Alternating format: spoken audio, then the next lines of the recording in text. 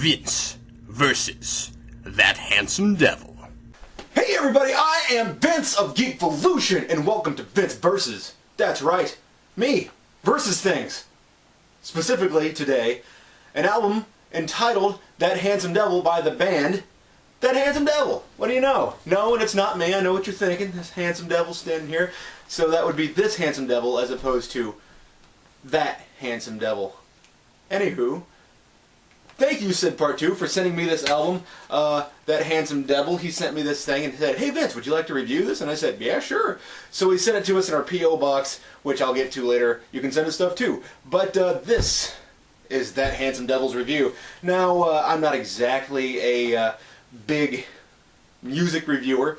In fact, this would be the first album, I think, that's been reviewed on Geekvolution, save for the first season of Who Reviews the Reviewers. But those technically weren't posted to our channel. They were just replies. So, I would like to go... There's only 7 songs. It's That Handsome Devil's an EP, so there's not a heck of a lot of songs. In fact, I think one of them was even supposed to be a bonus track. Bonus track. But, so the 7 songs, it has some good stuff in here. And I gotta say, I was highly pleased by this album. You know, I was a little nervous when Sid Part 2 asked me to review this because in my head, when somebody says, hey, would you review an album that I like, I get a little nervous. I think to myself, well, he likes this album, and usually music's kind of people's babies. They just want to hold on to it, and so much of it's subjective anyway. I mean, it's difficult to break outside of narrative for me and review other things, but I'm giving it a shot. What the hey, we're going to see what happens. And so I'm going to go song by song here. And it's a little odd. I wouldn't do it for a full album because, you know, 10, 12 songs, that'd be ridiculous. But 7 songs, it's not too bad. I want to say the vocals in this album quite often are a little reminiscent of Tom Waits. This album, not all of it, but quite a lot of it is sort of a jazz rock infusion. So I suppose you could call it R&B, but it's really not. I mean, it's whatever you want it to be. And I gotta tell you, every time I talk to a band in that band, I'm like, hey, what do you guys play? And they're like, oh, we do a little bit of everything, you know. We do a little rap, we do a little punk, we do a little hip-hop, we do a little rock and roll, R&B. In fact, we've even been known to do some polka on occasions. Polka, by the way, kind of fun, not hip. So, the word hip is no longer hip, incidentally. But I want to say that the big thing that I brought away from this album is that it's really theatrical. It's basically asking to be choreographed. It's kind of saying, if you can dance, it's not dance music, but I could see something designed for it, if that makes any sense. I feel like this is something that I would like to see performed on stage.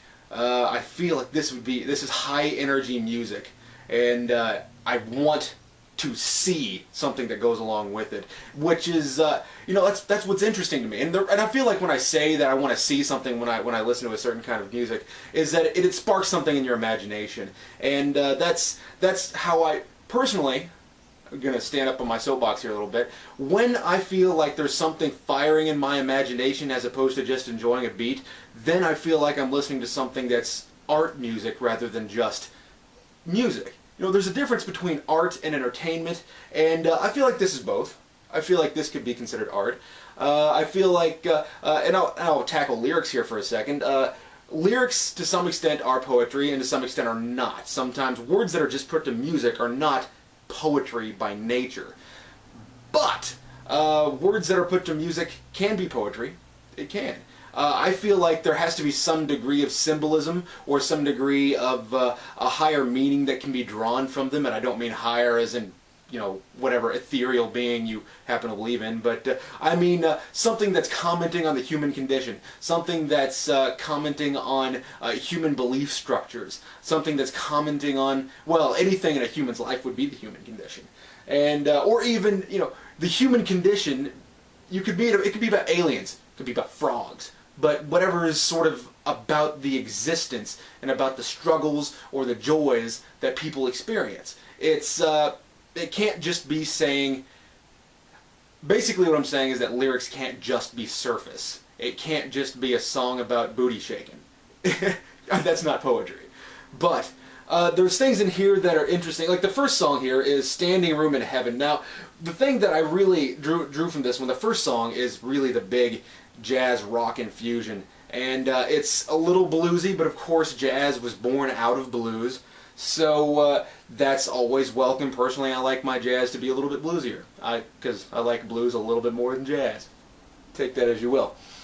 But there's some lyrics in Standing Room in Heaven. Now, and as I go through, I'll get to some of the others. But in Standing Room in Heaven, it says, there's only standing room in heaven, and hell is where we go to dance. Now, what's interesting about that, hell being where you go to dance, that would be, it's saying that the entertainment, that the place that, maybe we as humans, and this isn't necessarily exactly what the song means, but maybe we as humans have such relaxed goals, or not relaxed goals, but criteria that we would give to an individual to make it into heaven, like, oh, that guy's here?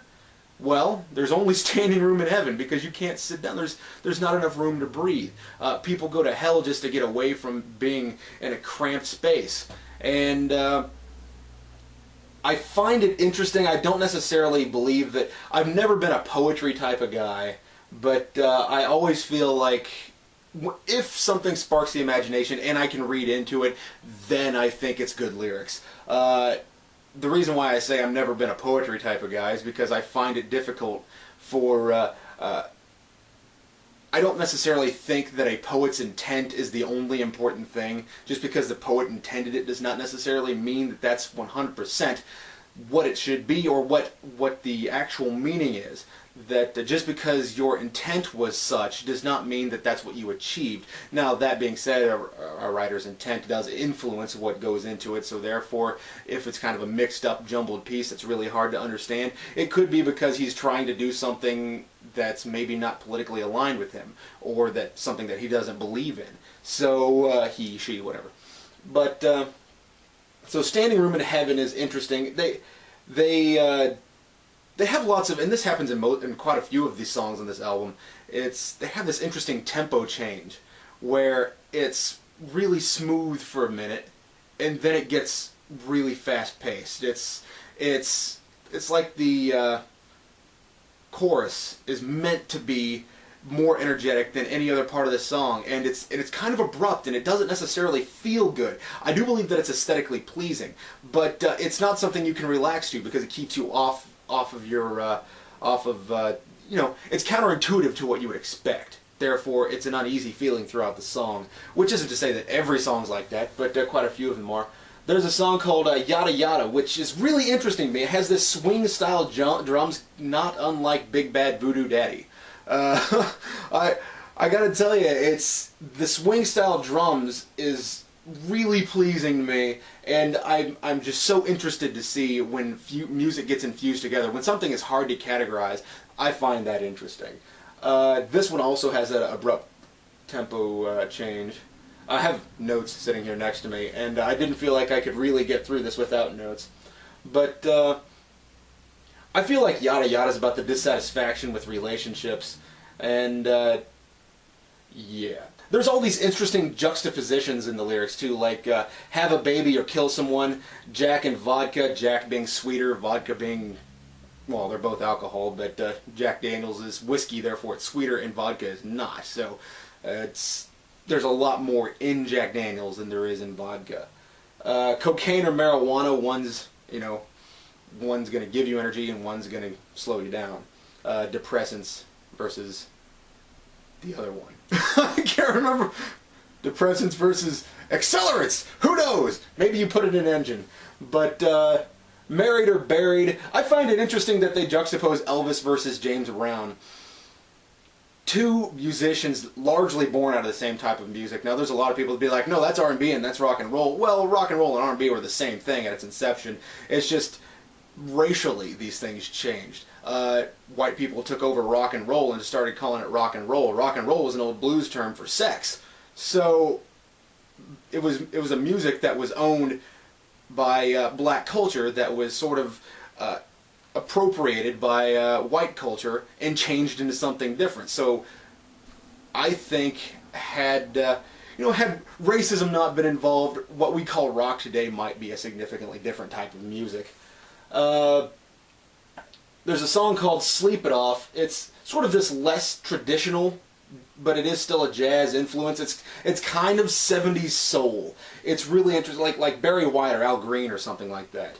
And this song's a little difficult for me to pin down what it's about. I feel like it's just about somebody who's ODing or having a bad trip.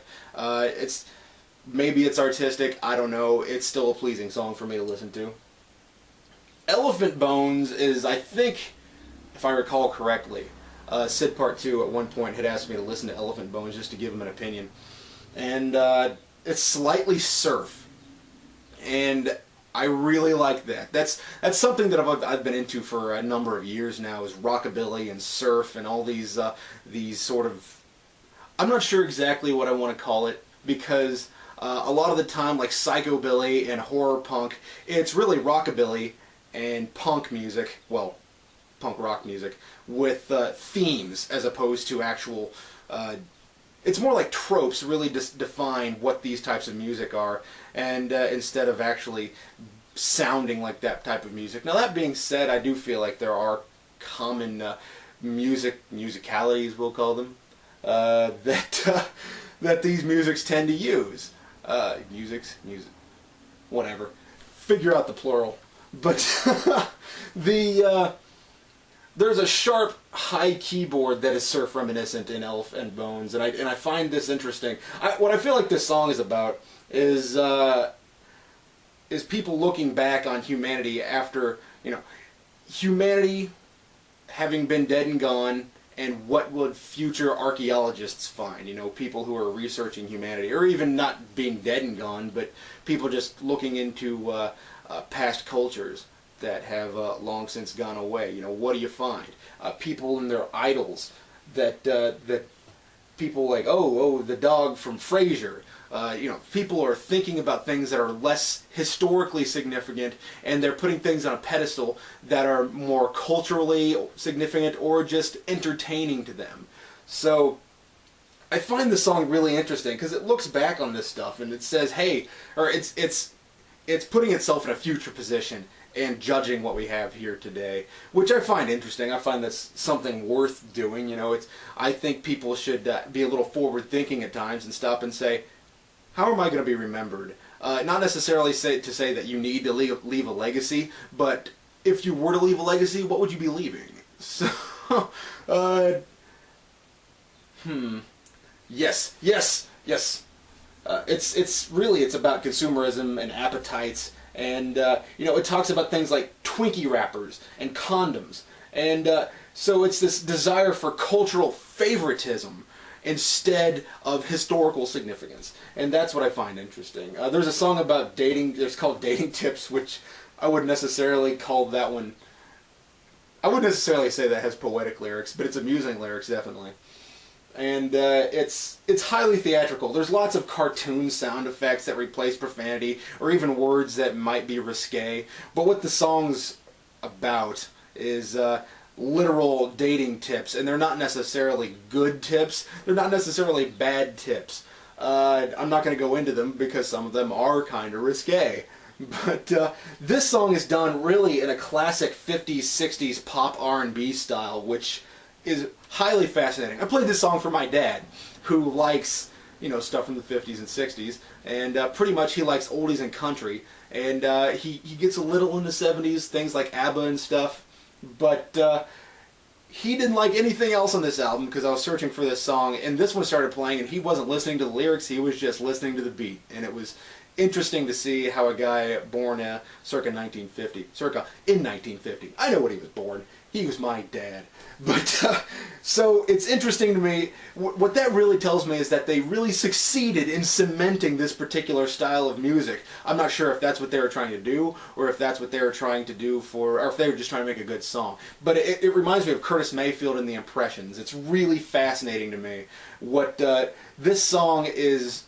This song is pretty much what the people in the 50s were afraid that music was going to be. And guess what? Lo and behold, it's here. So everybody's shaking your boots because this sexy music is here. But the There's a song called Miss America, which is very smooth jazz, modern R&B. So we have something that's very classical juxtaposed right next to it with the modern R&B style. And I have to say that, I think I said this earlier, but a lot of this stuff, and I'd say this one maybe in particularly, reminds me, or at least the vocals remind me of Tom Waits, just a little bit. Not all Tom Waits, because he does a lot of strange albums, but the more serious stuff that he does, the vocals remind me a little bit of Tom Waits. But I do even think that there's a slight hip-hop influence in this, just with the vocals, really. Miss America, I think, is really about choosing to ignore the dark parts of the world and just trying to embrace what you see at the moment. So Miss America being the embodiment of something pretty and something that's not very heavy to think about. It's just, is she talented? Is she pretty? She's on TV, let's just turn it on and relax and watch Miss America be pretty. And that's pretty much what the song's about. It doesn't really focus heavily on Miss America herself.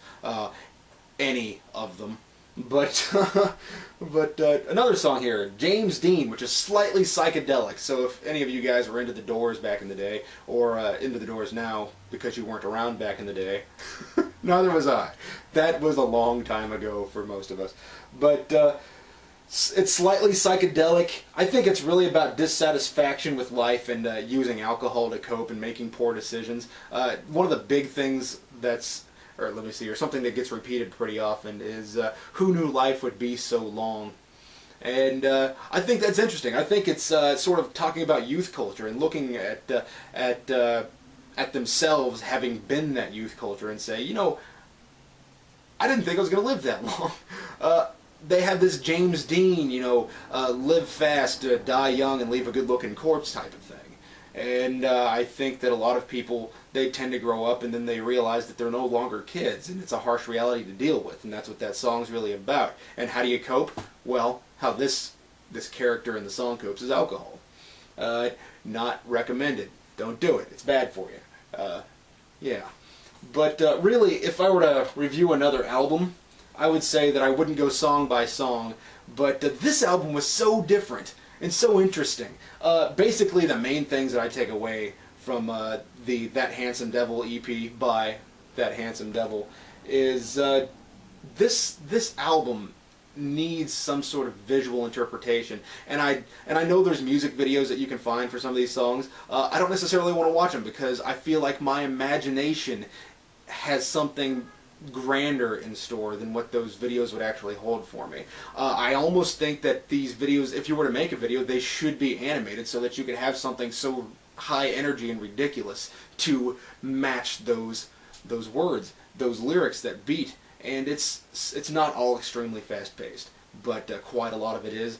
And it's so, there's so many juxtapositions that I feel like it's worth trying. I feel like this is an artistic album. I feel like this is something that is worth looking into. So, Vince versus this episode today, I am recommending to you guys That Handsome Devil, the EP by That Handsome Devil. That's right. Thanks for watching, guys, and tune in next time when I fight something else.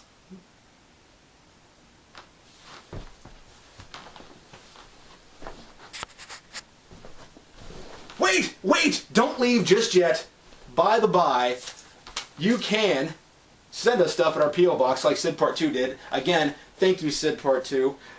You can send it to Geekvolution, P.O. Box 14183, Lenexa, Kansas 66285. So in other words, you guys have a great day. Tune in next time when I will again fight something on Vince versus